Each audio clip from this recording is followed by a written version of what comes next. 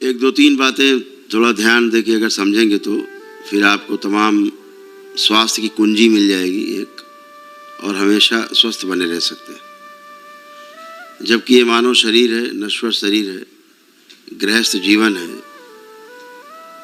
जिंदगी में तमाम उतार चढ़ाव आते रहते हैं, लेकिन गुरु कृपा से इन सब की तीव्रता से बचा जा सकता है, इन सब से बचा जा सकता है।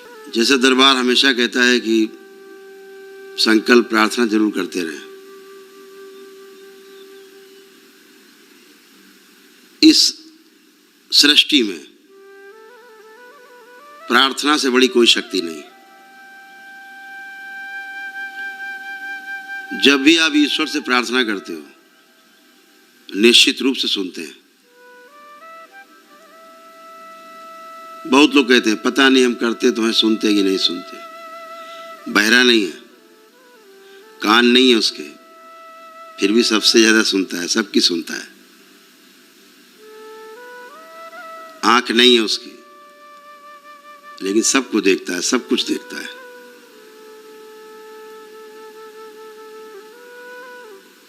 तो आपकी प्रार्थना आप करते हो तो वो सुनता है, ईश्वर निश्चित सुनता है। और सुनता ही नहीं है, उसका जवाब भी देता है। फर्क क्या है? आप उस जवाब को सुन नहीं पाते, क्योंकि आप में उसका जवाब सुनने की अभी शक्ति नहीं। तो गुरु काम क्या करता है? वो सुनता है उधर का जवाब और आपको उत्तर देता है कि ईश्वर की तरफ से ये उत्तर आया, क्योंकि गुरु के पास वो शक्ति है सुनने की ईश्वर को, बस आप नहीं सुन पाए। केवल जब बाबा से दीक्षा लेते हैं, दरबार से जुड़ते हैं और 84 लाख योनियों से मुक्ति के लिए प्रयास करते हैं। वरुण अंदर आ जाओ, तो इधर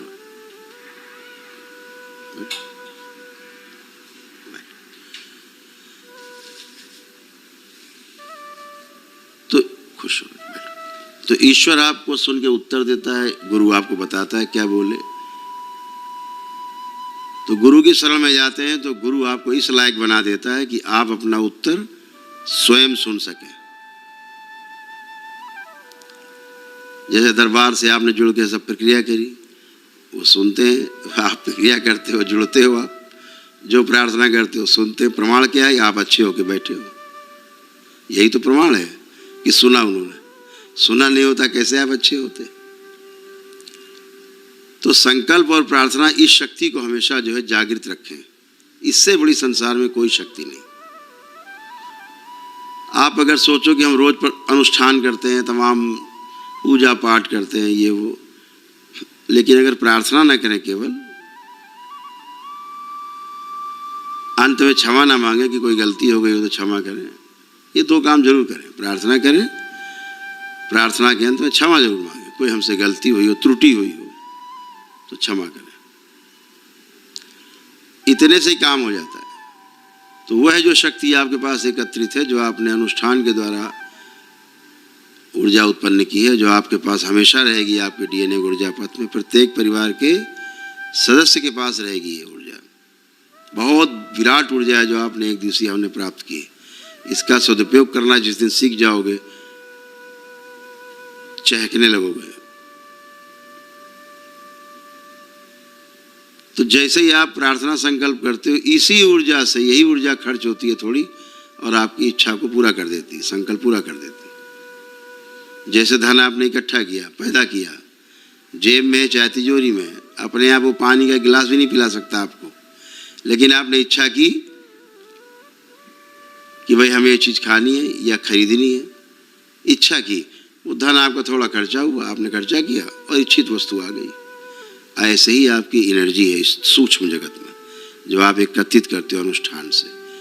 पहले जो आप जब तब अनुष्ठान करते थे, पूजा पाठ करते थे, जो पुण्य इकट्ठा होता था, आपके पितरे खा जाते थे, अन्य आश्रित शक्तियाँ खा जाती थी, बचता ही नहीं था। आप करते रहो प्रार्थना, जब पुण्य नहीं तो पूरा कैसे होगी प्रार्थना आपकी? संकल्प कैसे पूरा होगा? धन नहीं होगा तो इच्छित वस्तु कैसे मिलेगी? तो आप धन कमाते जा रहे हो, पीछे लोग लूटते जा रहे हैं, तो आप वैसे ही बचे हैं खाली। तो ऐसे ही आप केवल प्रार्थना संकल्प से अपने अच्छे हो सकते हैं। परिवार का कोई सदस्य अगर प्रार्थना संकल्प ना करे तो आप करो, उससे वो अच्छा होता है और धीरे धीरे स्वस्थ होता जाता है, उसकी बुद्धि खुलती है, तब वो स्वयं संकल्प करता है। लेकिन तब तक आप करो, इतना ही होगा केवल, उसके थोड़े से रोग और कष्ट और नकारात्मक स्मृतियाँ उसकी खींच के आप में आएंगी, आपके द्वारा डिस्ट्रॉय होंगी। लेकिन डिस्ट्रॉय कब होंगी? जब आप आखिरी में संकल्प की प्रार्थना करेंगे कि बाबा हमने जो अभी अपने परिवार के जिस सदस्य के लिए प्रार्थना की, संकल्प किया, उसकी जो नकारात्मक रोगी स्मृतियाँ हमारे अंदर आ गई हैं, वह स्मृतियाँ हमारे अंदर से भी नष्ट कर दी जाएं। बाबा माँ को स्मरण करेंगे, भगवान भोलेनाथ माता को, आँख खोलेंगे, गायब, नष्ट हो चुकी होंगी, इतना जरूर करें, है ना। दूसरा, लेपन जरूर करें मस्तिष्क पर। आप लेपन नहीं करते, इसको सबसे छोटा काम मानते हैं, जो सबसे बड़ा काम है। तमाम जो सूजन उत्पन्न होती मस्तिष्क में, इसका कारण पता है क्या है? अभी डॉक्टर से पूछोगे, कहेगा हमें नहीं पता भाई साहब, हमें इतना पता है सूजन है बस। कैसे उत्पन्न हो गई उससे नहीं पता। जबकि मस्तिष्क में कुछ भी आने जाने का रास्ता बंद है, कोई औषधि अंदर नहीं जा सकती मस्तिष्क में। ऐसी कोई औषधि बनी जो मस्तिष्क में चली जाए, और ना ऐसी कोई औषधि बनी जो मस्तिष्क की सूजन को समाप्त कर दे, दोनों नहीं। फिर कैसे जाएगी? ये केवल ईश्वर कृपा से जाती है। तो ईश्वर कृपा क्या है? आपकी नकारात्मकता को सकारात्मकता में बदल दे, क्योंकि वो स्वयं सकारात्मक है। वह परम ऊर्जा स्वयं सकारात्मक, ईश्वर स्वयं सकारात्मक है। तो उसके प्रभाव से आप सकारात्मक होते हैं, धीरे धीरे मस्तिष्क की सूजन जाती है। जैसे अभी आपने तमाम संकल्प प्रार्थना किए, अनुष्ठान किए, 50 से 60% सूजन आपकी मस्तिष्क की समाप्त हो चुकी है। ये आपकी नकारात्मकता के कारण, नकारात्मक इच्छा विचार आशाओं के कारण, नकारात्मक भाव विचार के कारण ये सूजन हाड़ मांस के शरीर में बनती है। लेकिन इतना सकारात्मक हो गए कि 50-60% सूजन आपकी समाप्त हो चुकी है।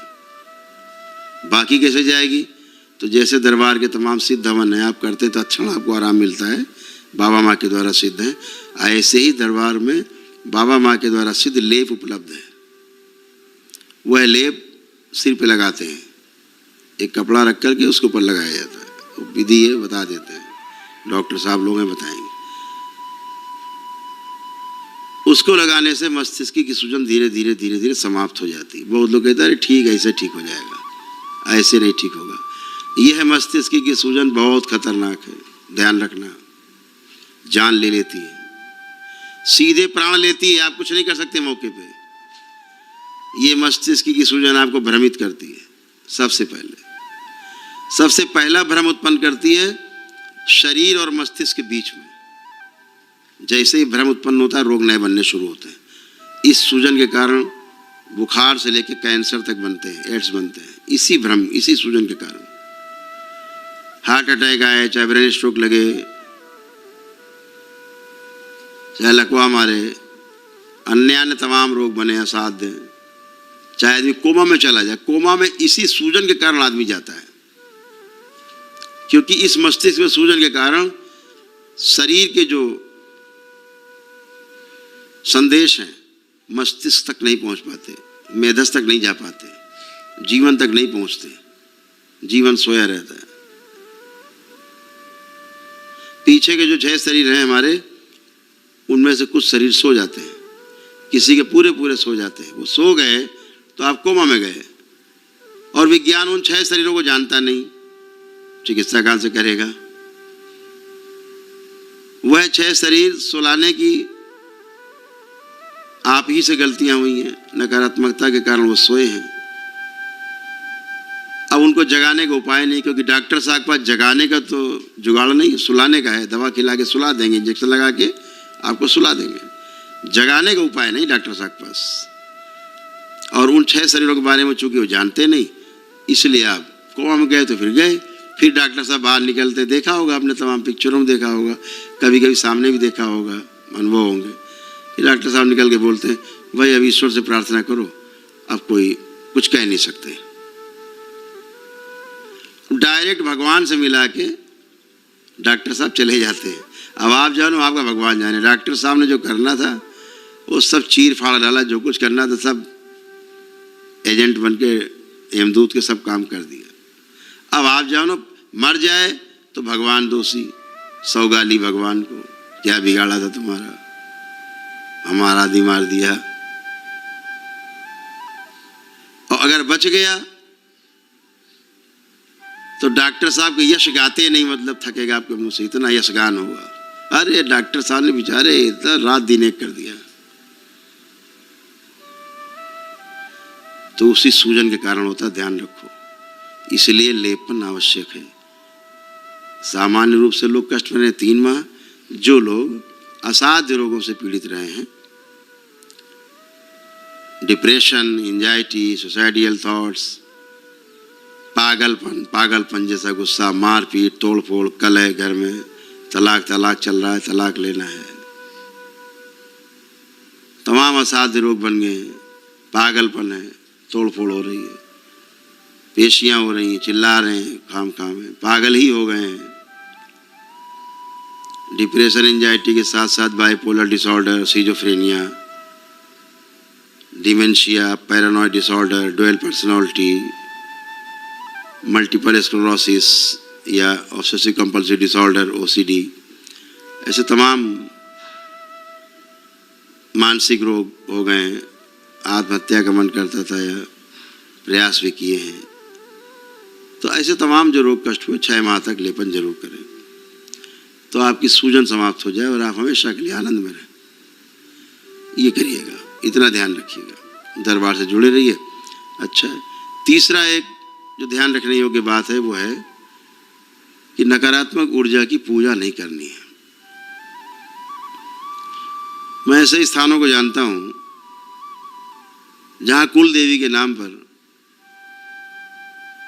इतना बड़ा ढोंग है, इतनी बड़ी नकारात्मक ऊर्जा वहां पे है, जो जाता है सब उसी में फंसा रहता है। सब नष्टीकरण, मारपीट, गाली गलौज, तोड़ फोड़, उठा पटक, रोग नाना प्रकार के बनते हैं।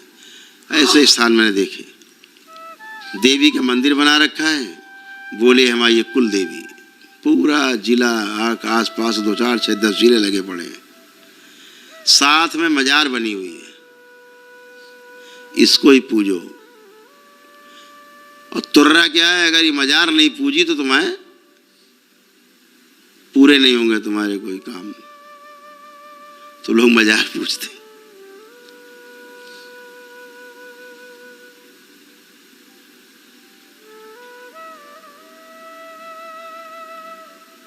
भीड़ लगी है, ना समझेगी।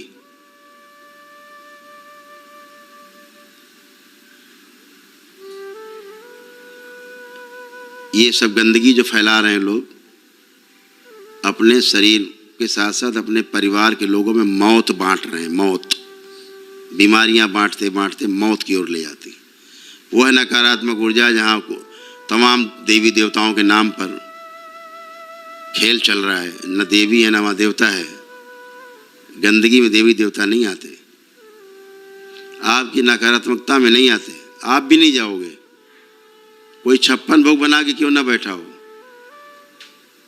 और नाले से लाके 2 4 बाल्टा पानी अपने उसमें डाल दे फर्श में, और बढ़िया सोने की थाली में आपको कहे भैया 56 भोग बन गया, खाओ आके।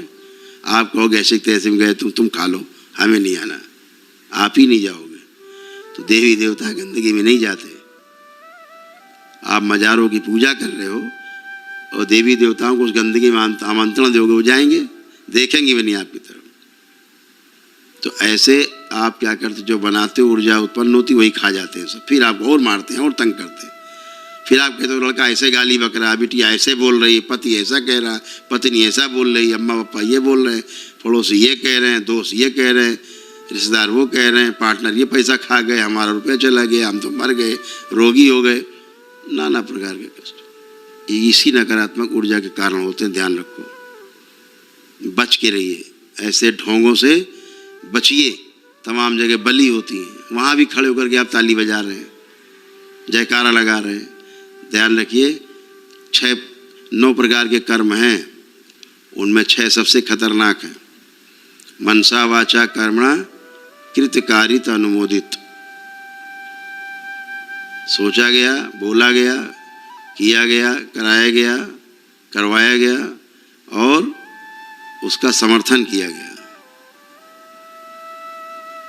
ये 6 प्रकार से आपके कर्म भोग तय होते, मात्र सोचने मात्र से कि इसका ऐसा ऐसा हो जाए, मर जाए ये आदमी, इतना सोच लिया आपने, आपका कर्म भोग कहीं तय हो गया। आप सोचते कुछ होता नहीं, उसका तो हुआ कि नहीं हुआ पता नहीं, लेकिन आपका तय हो गया। बचना इन चीजों से। छोटी छोटी चीजें हैं जो हमारे ऋषि मुनियों ने कुछ अनुसंधान छोड़ा नहीं है, सब कुछ लिख के चले गए, बाकी नहीं, अनुसंधान नहीं होना बाकी। रिसर्च तो जिंदगी भर करते रहो, लेकिन अनुसंधान हो चुके, अनुसंधान कुछ विशेष नहीं। तो इसलिए इस नकारात्मकता से बचना है, गंदगी से बचना है। तमाम बलि वाली प्रथा जहाँ चल रही उसका विरोध करना है, गंदी बात है। अब आप लोग, धर्म सबसे बड़ा विज्ञान है, धर्म से बड़ा कोई विज्ञान नहीं। विज्ञान के रूप में धर्म पिता है और पुत्र के रूप में आधुनिक विज्ञान है। लेकिन जो पुत्र है पिता को मानने से इंकार कर देता है, धर्म को नहीं मानता है। बड़ा मान लिया, कोई एक पन्ना पढ़ लिया किताब का, ज्ञानी हो गए, किताब को मानने से इंकार है, पन्ना उनके लिए महत्वपूर्ण है। तो ये सब ढोंग ढकोसलों से बचना है। धर्म से बड़ा कोई विज्ञान नहीं। यज्ञ, हिंसा, धर्म के नाम पे हिंसा होने वाली, इन सब का विरोध करना है। बिल्कुल ढकोसले से, ढोंग से दूर रहना है। हमेशा ध्यान रखो, कभी ऐसी जगहों पे नहीं जाना है जहाँ इस तरह के ढोंग ढकोसले हो रहे हैं। तमाम भूत प्रेत शैतान बुला रहे हैं, आ रहे जा रहे हैं, ये बोल रहे हैं वो बोल रहे हैं, इनसे दूरी बनानी। ये सब ढोंग ढकोसले, सब बेवकूफ़ी के काम है। भूत प्रेत नाच रहे हैं, सब नकली नाटक। आपका ब्रेन आपको बेवकूफ़ बनाता है, आपका मस्तिष्क आपको उल्लू बनाता है, आप झूमते रहते हो। सारी स्मृतियां हैं, स्मृति के अलावा कुछ भी नहीं है। वो चाहे पितरों की स्मृतियां हो, चाहे तमाम मर चुके लोगों की स्मृतियां हो, चाहे आसुरी शक्तियां, वो भी स्मृतियां हैं। वो ऊर्जा है, कोई व्यक्ति नहीं है, वो शक्ति है। जब आप व्यक्ति के रूप में पूजन करते हो तो ही फंसते हो, रूप में शक्ति है। शक्ति निर्धारित है। विद्या चाहिए तो माँ सरस्वती की आराधना पूजा करते हैं, बल चाहिए तो हनुमान जी की पूजा करते हैं, तंत्र में जाना है तो माँ महाकाली, माँ कामाख्या आदि माँ तारा की पूजा अर्चना करते हैं। अब तंत्र में जाना है तो आप जाके माँ सरस्वती की पूजा करेंगे तो कुछ नहीं होने वाला है। आपको विद्या चाहिए तो आप जाकर के कहीं पूजा कर लें कहीं, तो उससे कुछ नहीं होने वाला। जो जिस शक्ति जो जहाँ पर है उस शक्ति की आराधना करने से, उस शक्ति से, उस स्मृति से आप जुड़ जाते हैं। इसलिए आपको वैसा ही प्रतीत होता है, वैसा ही मिलता है। धन चाहिए तो लक्ष्मी जी की पूजा करते हैं। जहाँ धन चाहिए होता वहाँ पार्वती की पूजा नहीं करते आप, वो लक्ष्मी जी करते हैं। वह शक्ति है। लेकिन रूप में फंस गए हम, रूप में फंसे और गए काम से। रूप क्या करता है? मोह उत्पन्न करता है। मोह फंसे, संसार का सबसे बड़ा वो गुण है जो पितरों की मुक्ति नहीं होने देता। ये मोह जो है मुक्ति नहीं होने देता, पितर नहीं छोड़ते। जब तक मोह नहीं दरबार तोड़ता उनकी मुक्ति नहीं होती, गति नहीं होती, फंस जाते बेचारे। है इतना अच्छा मोह, बहुत सुंदर है। आप दुनिया भर के काम, आपका नाती पोता हो, दुनिया भर के काम आपके लगे हो, अगर आप खिलाने लग गए तो काम है भूल जाए, यार थोड़ी देर बाद चले जाएंगे, चाहे भले काम बिगड़ जाए। मोह है, बहुत खतरनाक है। इसलिए इन चीज़ों को ध्यान रखना है कि हमें नकारात्मक पूजा नहीं करनी। घर के मंदिर में आपके सबसे ज़्यादा अशुद्धि होती है। अब नाना प्रकार की वस्तुएं ला के मंदिर में रख देते, किसी ने कुछ दिया मंदिर में रख दिया, लगे पूजा करने, वो आपको हिट करेगी एनर्जी। आपने अगरबत्ती दिखाने का मतलब या मन में भी उसका स्मरण करने का मतलब हुआ कि वह एनर्जी आप में प्रवेश करेगी। नकारात्मक है तो आपको नकारात्मक बनाएगी, आपके द्वारा आपके बच्चों में जाएगी, उनको डिस्टर्ब करेगी। आपको लगे हैं ये क्या हो गया, हमने तो पूजा की थी। केवल पूजा करना तो अपराध है। गलत एनर्जी का पूजा करना, गलत एनर्जी को आवाहन करना ही तो अपराध है। क्रिमिनल को घर बैठाओगे, दारू मुर्गा मांगेगा कुछ दिन में, नहीं दोगे तुमको मारेगा, दोगे तो पी के मारेगा, नहीं दोगे तो फिर मारेगा, हर तरह से मारेगा, तो पीटेगा तुमको जरूर। दे दो तो पी खा के मारेगा, नहीं दो तो मारेगा तुम्हें कि दे क्यों नहीं रहे। तो ऐसी दोस्ती अच्छी नहीं, ऐसी एनर्जी अच्छी नहीं, आपको कुछ नहीं दे सकते। इनसे मानता मांगते हैं बच्चे, बाबा मैया दे दो, संतान दे देते हैं, दैत्य चले आते टेढ़े मेढ़े पैदा हो जाते हैं, पागल वागल ऐसे पैदा हुए जो आपको पूरा घर खानदान नष्ट कर देते हैं, दैत्य प्रवेश करते हैं। जो मांगोगे जिसके पास जो होगा वही तो देगा। दैत्यों के पास आसुरी शक्तियों के पास आसुरी शक्तियाँ दे देंगे जीवन, जाओ पैदा हो जाओ, हो गए पैदा। जहाँ आपके यहाँ पैदा हुआ सारी आसुरी शक्तियाँ उसी घर बना लेंगी अपना, क्योंकि उन्हीं का है वो, उन्हीं का दिया हुआ है वो। सारी आसुरी शक्तियाँ उसमें आपके घर में प्रवेश करके ऐसी तैसी कर देंगे सब। इसीलिए कभी गलत जगह मान्यता मत माने। अपनी शक्तिपीठों में जाएं, अपने ज्योतिर्लिंग में जाएं, सारे तीर्थों में जाएं, अपने खूब मान्यता माने। सब जगह कटोरा लेके मत खड़े हो जाइए, जाइए ही मत। अपने घर में 8 अंगुल से ऊंची मूर्ति हो आपकी, उसको लेके गंगा जी में प्रवाहित जरूर कर दे।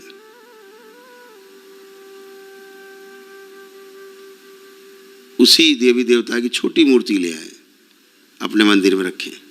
8 अंगुल से ऊंची मूर्ति अर्थात आप प्रेत पूजा करते हैं। हमारे शास्त्र कहते हैं निषेध है, नकारात्मक ऊर्जा बसती है 8 अंगुल से ऊंची मूर्ति में, अगर वह प्राण प्रतिष्ठित नहीं है तो बिना प्राण प्रतिष्ठा की मूर्तियों की पूजा करना अपराध है। सीधे सीधे फांसी का फंदा अपने गले में डालने के बराबर है। पेड़ है, पता लगे किसी ने मूर्ति रख दी, लगे पूजा करने, अब पूरा मोहल्ला लग गया, कहो गांव लग जाए, धीरे धीरे अत्थर पत्थर रख दिए वहाँ, चालू काम, बैठे हैं सब वहाँ नकारात्मक। आप जा रहे हैं, आप भी फंसे। परिवार का कोई भी एक आदमी जाता है वहाँ, उसके द्वारा पूरे खानदान में फैल जाते हैं वो।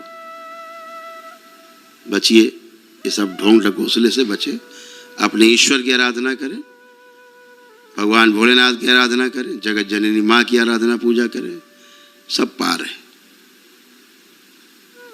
उसका प्रमाण है कि आज आप स्वस्थ होकर बैठे हो, केवल 1 दिन का आपने अनुष्ठान किया, लेकिन आपके इस पुण्य को कोई छू नहीं पाया है, खा नहीं पाया है, बल्कि इसी पुण्य के द्वारा सब नष्ट हो गए, सब निकल गए, गंदगी गई। अब आप में ना किसी को डिप्रेशन है, ना एंजाइटी है, ना बाइपोलर डिसऑर्डर है, ना सिजोफ्रेनिया है, ना मल्टीपल स्क्लेरोसिस है, ना पैरानॉइड डिसऑर्डर है, ना ओसीडी है, ना मल्टीपल स्क्लेरोसिस, कुछ भी नहीं है, सब खत्म। सारे रोग कष्ट आपके खत्म, ना सिर के सारे माइग्रेन दर्द सब चले गए, सर्वाइकल से लेकर के आपका डोर्सल, आपके लंबर, कॉक्सिक्स तक, पूरी रीढ़ की हड्डी में जितने रोग कष्ट थे सब नष्ट हो गए। एंक्लोजिंग स्पॉन्डिलाइटिस, जो असाध्य रोग हैं, जितने रोग बता रहा हूँ मैं, ये सब असाध्य रोग हैं जो चिता के साथ जाते हैं, इसका कोई इलाज नहीं है, वो आपके 1 दिन में समाप्त हो चुके हैं, केवल 1 दिन में, 1 दिन के अनुष्ठान में। तो ये सब जो गंदगी है वो सब गई। सारे रोमेटिक आर्थराइटिस, जो आपके तमाम ज्वाइंट पेन सारी बॉडी में, सब खत्म हो गए। सारे रोग कष्ट गए, उठना घुटना रीढ़ की हड्डी सब अच्छे। तो जितने आपको बताया गया उतना करना है, हमेशा ध्यान रखना है, और इसी को करने से पार हैं आप। सब गंदगी गई, कुछ भी शेष नहीं। अभी बाबा माँ को प्रार्थना करते हुए वहाँ से मेरे समक्ष आएंगे और बाबा माँ को धन्यवाद देते हुए अपने आगे के कार्य में संलग्न होंगे। बाबा माता से जुड़े रहें, बने रहें, भगवान भोलेनाथ और माता कामाख्या की आराधना पूजा करते रहें, सदैव स्वस्थ बने रहें। दरबार की ओर से यही मंगल कामना है। बाबा माँ की ओर से बहुत आशीर्वाद, प्रेम।